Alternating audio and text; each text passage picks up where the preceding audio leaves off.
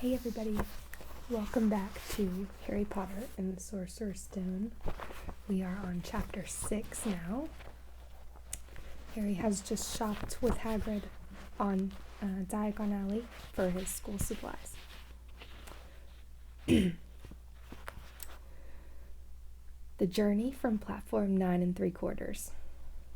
Harry's last month with the Dursleys wasn't fun. True, Dudley was now so scared of Harry that he wouldn't stay in the same room, while Aunt Petunia and Uncle Vernon didn't shut Harry in his cupboard, force him to do anything, or shout at him. In fact, they didn't speak to him at all. Half terrified, half furious, they acted as though any chair with Harry in it were empty. Although this was an improvement in many ways, it did become a bit depressing after a while. Harry kept to his room, and with his new owl for company. He had decided to call her Hedwig, a name he had found in a history of magic. His school books were very interesting. He lay on his bed reading late into the night, Hedwig swooping in and out of the open window as she pleased. It was lucky that Aunt Petunia didn't come in to vacuum anymore, because Hedwig kept bringing back dead mice. Every night before he went to sleep, Harry ticked off another day on the piece of paper he had pinned to the wall, counting down to September the 1st. On the last day of August, he thought he'd better speak to his aunt and uncle about getting to King's Cross Station the next day, so he went down to the living room, where they were watching a quiz show on television. He cleared his throat to let them know he was there, and Dudley screamed and ran from the room. Uncle Vernon? Uncle Vernon grunted to show he was listening. I need to be at King's Cross tomorrow to go to Hogwarts. Uncle Vernon grunted again. Would it be all right if you gave me a lift? Grunt. Harry supposed that meant yes. Thank you. He was about to go back upstairs when Uncle Vernon actually spoke. Funny way to get to a wizard's school, the train. Magic carpets all got punctures, have they? Harry didn't say anything. Where is the school, anyway? I don't know, said Harry, realizing this for the first time. He pulled the ticket Hagrid had given him out of his pocket. I just take the train from platform 9 3/4 at 11 o'clock, he read. His aunt and uncle stared. Platform what? 9 3/4. Don't talk rubbish, said Uncle Vernon. There is no platform 9 3/4. It's on my ticket. Barking, said Uncle Vernon. Howling mad, the lot of them. You'll see, just wait. All right, we'll take you to King's Cross. We're going up to London tomorrow anyway, or I wouldn't bother. Why are you going to London? Harry asked, trying to keep things friendly. Taking Dudley to the hospital, growled Uncle Vernon. Gotta have that ruddy tail removed before he goes to Smeltings. Harry woke at 5 o'clock the next morning and was too excited and nervous to go back to sleep. He got up and pulled on his jeans because he didn't want to walk into the station in his wizard's robes. He'd change on the train. He checked his Hogwarts list yet again to make sure he had everything he needed, saw that Hedwig was shut safely in her cage, and then paced the room, waiting for the Dursleys to get up. 2 hours later, Harry's huge, heavy trunk had been loaded into the Dursleys' car. Aunt Petunia had talked Dudley into sitting next to Harry, and they had set off. They reached King's Cross at 10:30. Uncle Vernon dumped Harry's trunk onto a cart and wheeled it in the station for him. Harry thought this was strangely kind until Uncle Vernon stopped dead, facing the platforms with a nasty grin on his face. Well, there you are, boy. Platform 9, platform 10. Your platform should be somewhere in the middle, but they don't seem to have built it yet, do they? He was quite right, of course. There was a big plastic number 9 over one platform and a big plastic number 10 over the one next to it, and in the middle, nothing at all. Have a good term, said Uncle Vernon with an even nastier smile. He left without another word. Harry turned and saw the Dursleys drive away. All three of them were laughing. Harry's mouth went rather dry. What on earth was he going to do? He was starting to attract a lot of funny looks because of Hedwig. He'd have to ask someone. He stopped a passing guard, but didn't dare mention platform 9 3/4. The guard had never heard of Hogwarts, and when Harry couldn't even tell him what part of the country it was in, he started to get annoyed, as though Harry was being stupid on purpose. Getting desperate, Harry asked for the train that left at 11 o'clock, but the guard said there wasn't one. And in the end, the guard strode away, muttering about time wasters. Harry was now trying hard not to panic. According to the large clock over the arrivals board, he had 10 minutes left to get on the train to Hogwarts, and he had no idea how to do it. He was stranded in the middle of a station with a trunk he could hardly lift, a pocket full of wizard money, and a large owl. Hagrid must have forgotten to tell him something you had to do, like tapping the third brick on the left to get into Diagon Alley. He wondered if he should get out his wand and start tapping the ticket inspector stand between platforms 9 and 10. At that moment, a group of people passed just behind him, and he caught a few words of what they were saying. Packed with muggles, of course. Harry swung round. The speaker was a plump woman who was talking to 4 boys, all with flaming red hair. Each of them was pushing a trunk like Harry's in front of him, and they had an owl. Heart hammering, Harry pushed his cart after them. They stopped, and so did he, just near enough to hear what they were saying. Now, what's the platform number? Said the boy's mother. 9 3/4, piped a small girl, also red-headed, who was holding her hand. Mom, can't I go? You're not old enough, Jenny. Now be quiet. All right, Percy, you go first. What looked like the oldest boy marched toward the platforms 9 and 10. Harry watched, careful not to blink in case he missed it. But just as the boy reaching the dividing barrier between the 2 platforms, a large crowd of tourists came swarming in front of him, and by the time the last backpack had cleared away, the boy had vanished. Fred, you next, the plump woman said. I'm not Fred, I'm George, said the boy. Honestly, woman, you call yourself our mother. Can't you tell I'm George? Sorry, George, dear. Only joking, I am Fred, said the boy, and off he went. His twin called after him to hurry up, and he must have done so, because a second later he had gone. But how had he done it? Now the third brother was walking briskly towards the barrier. He was almost there, and then, quite suddenly, he wasn't anywhere. There was nothing else for it. Excuse me, said Harry to the plump woman. Hello, dear, she said. First time at Hogwarts. Ron's new, too. She pointed at the last and youngest of her sons. He was tall, thin, and gangling, with freckles, big hands and feet, and a long nose. Yes, said Harry. The thing is, I don't know how to get onto the platform, she said kindly, and Harry nodded. Not to worry, she said. All you have to do is walk straight at the barrier between platforms 9 and 10. Don't stop. Don't be scared. You'll crash into it. That's very important. Best do it at a bit of a run if you're nervous. Go on. Now, go before Ron. Okay, said Harry. He pushed his trolley around and stared at the barrier. It looked very solid.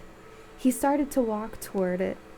People jostled him on their way to platforms 9 and 10. Harry walked more quickly. He was going to smash right into the barrier, and then he'd be in trouble. Leaning forward onto his cart, he broke into a heavy run. The barrier was coming nearer and nearer. He wouldn't be able to stop. The cart was out of control. He was a foot away. He closed his eyes, ready for the crash. And it didn't come.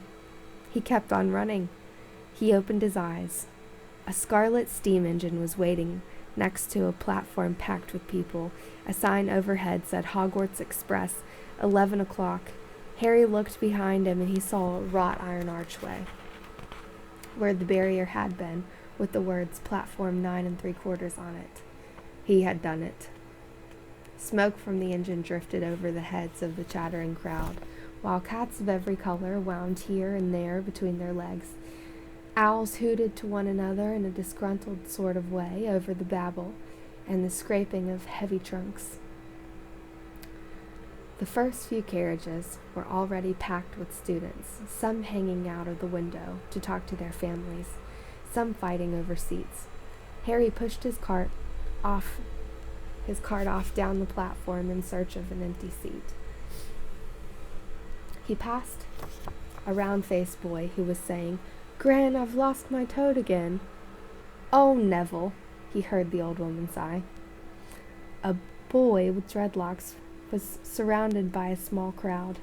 "Give us a look, Lee. Go on."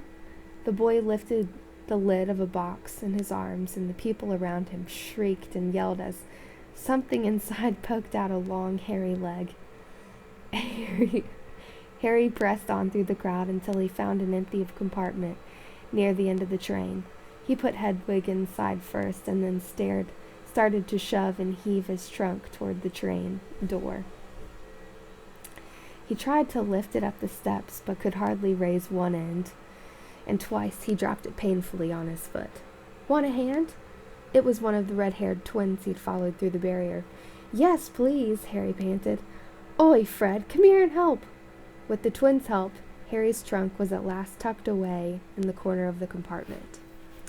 "Thanks," said Harry, pushing his sweaty hair out of his eyes. "What's that?" said one of the twins suddenly, pointing at Harry's lightning scar. "Blimey," said the other twin. "Are you—" "He is," said the first twin. "Aren't you?" he added to Harry. "What?" said Harry. "Harry Potter," chorused the twins. "Oh, him," said Harry. Yes, I am." The two boys gawked at him, and Harry felt himself turn red. Then, to his relief, a voice came floating in through the train's open door. "Fred, George, are you there?" "Coming, Mom." With a last look at Harry, the twins hopped off the train. Harry sat down next to the window where, half hidden, he could watch the red-haired family on the platform and hear what they were saying. Their mother had just taken out her handkerchief. "Ron, you've got something on your nose." The youngest boy tried to jerk out of the way, but she grabbed him and began rubbing the end of his nose. "Mom, off!" He wriggled free. "Has Ickle Ronnie got something on his nosy?" said one of the twins. "Shut up," said Ron. "Where's Percy?" said their mother. "He's coming now." The oldest boy came striding into sight. He had already changed into his billowing black Hogwarts robes, and Harry noticed a shiny silver badge on his chest with the letter P on it. "Can't stay long, Mother," he said. "I'm up front. The prefects have got 2 compartments to themselves." "Oh, are you a prefect, Percy?" said one of the twins with an air of great surprise. "You should have said something. We had no idea." "Hang on. I think I remember him saying something about it," said the other twin. "Once or twice. A minute. All summer." "Oh, shut up," said Percy the prefect. "How come Percy gets new robes, anyway?" said one of the twins. "Because he's a prefect," said their mother fondly. "All right, dear. Well, have a good term. Send me an owl when you get there." She kissed Percy on the cheek and left, and then she turned to the twins. "Now, you two, this year, you behave yourselves. If I get one more owl telling me that you've blown up a toilet or blown up a toilet, we've never blown up a toilet. Great idea, though. Thanks, Mom. It's not funny, and look after Ron." "Don't worry, Ickle Ronikins is safe with us." "Shut up," said Ron again. He was almost as tall as the twins already, and his nose was still pink where his mother had rubbed it. "Hey, Mom, guess what? Guess who we just met on the train?" Harry leaned back quickly so they couldn't see him looking. "You know that black-haired boy who was with us in the station? You know who he is?" "Who?" "Harry Potter." Harry heard the little girl's voice. "Oh, Mom, can I go on the train and see him? Mom, oh, please." "You've already seen him, Jenny, and the poor boy isn't something you can goggle at in a zoo." "Is he really, Fred? How do you know?" "Asked him. Saw his scar. It's really there, like lightning." "Poor dear. No wonder he was alone. I wondered. He was ever so polite, and when he asked how to get onto the platform." "Never mind that. Do you think he remembers what you-know-who looks like?" Their mother suddenly became very stern.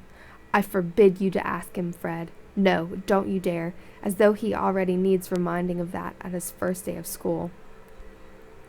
All right, keep your hair on. A whistle sounded.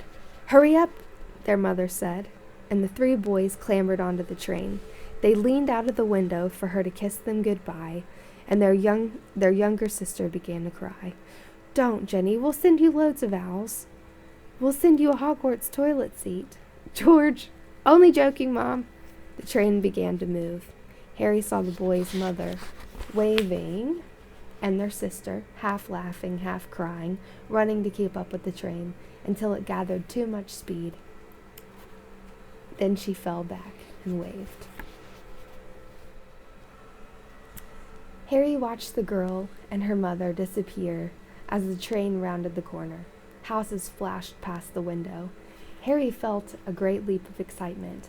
He didn't know what he was going to, but it had to be better than what he was leaving behind. The door of the compartment slid open and the youngest red-headed boy came in. Anyone sitting there? He asked, pointing to the seat opposite Harry. Everywhere else is full. Harry shook his head and the boy sat down. He glanced at Harry and then looked quickly out of the window, pretending he hadn't looked. Harry saw he still had a black mark on his nose. Hey, Ron. The twins were back. Listen, we're going down the middle of the train. Lee Jordan's got a giant tarantula down there. Right, mumbled Ron. Harry, said the other twin, did we introduce ourselves? Fred and George Weasley, and this is Ron, our brother. See you later, then. Bye, said Harry and Ron. The twins slid the compartment door shut behind them. Are you really Harry Potter? Ron blurted out. Harry nodded. Oh, well, I thought it might be one of Fred and George's jokes, said Ron. Have you really got, you know, he pointed at Harry's forehead. Harry pulled back his bangs to show the lightning scar. Ron stared. So that's where you know who? Yes, said Harry, but I can't remember it. Nothing, said Ron eagerly. Well, I remember a lot of green light, but nothing else. Wow, said Ron. He sat and stared at Harry for a few moments, and then, as though he had suddenly realized what he was doing, he looked quickly out the window again. Are all your family wizards? Asked Harry, who found Ron just as interesting as Ron found him. Yes, I think so, said Ron. I think Mom's got a second cousin who's an accountant, but we never talk about him. So you must know loads of magic already. The Weasleys were clearly one of those old wizarding families the pale boy in Diagon Alley had talked about. I heard you went to live with Muggles, said Ron. What are they like? Horrible. Well, not all of them. My aunt and uncle and cousin are, though. Wished I'd had 3 wizard brothers. 5, said Ron. For some reason he was looking gloomy. I'm the 6th in our family to go to Hogwarts. You could say I've got a lot to live up to. Bill and Charlie have already left. Bill was head boy, and Charlie was captain of Quidditch. Now Percy's a prefect. Fred and George mess around a lot, but they still get really good marks, and everyone thinks they're really funny. Everyone expects me to do as well as the others, but if I do, it's no big deal, because they did it first. You never get anything new, either, with 5 brothers. I've got Bill's old ropes, Charlie's old wand, and Percy's old rat. Ron reached inside his jacket and pulled out a fat gray rat, which was asleep. His name's Scabbers, and he's useless. He hardly ever wakes up. Percy got an owl from my dad for being made prefect, but they couldn't afford... I got Scabbers instead. Ron's ears went pink. He seemed to think that he'd said too much, because he went back to staring out of the window. Harry didn't think there was anything wrong with not being able to afford an owl. After all, he'd never had any money in his life until a month ago, and he told Ron so, all about having to wear Dudley's old clothes and never getting proper birthday presents. This seemed to cheer Ron up. And until Hagrid told me, I didn't know anything about being a wizard or about my parents or Voldemort. Ron gasped. What? Said Harry. You said you know whose name, said Ron, sounding both shocked and impressed. I'd have thought you, of all people. I'm not trying to be brave or anything, saying the name, said Harry. I just never knew you shouldn't. See what I mean? I've got loads to learn, I bet. He added, voicing for the first time that something had been worrying him a lot lately. "I bet I'm the worst in the class." "You won't be. There's loads of people who come from Muggle families, and they learn quick enough." While they had been talking, the train had carried them out of London. Now they were speeding past fields full of cows and sheep. They were quiet for a time, watching the fields and lanes flick past.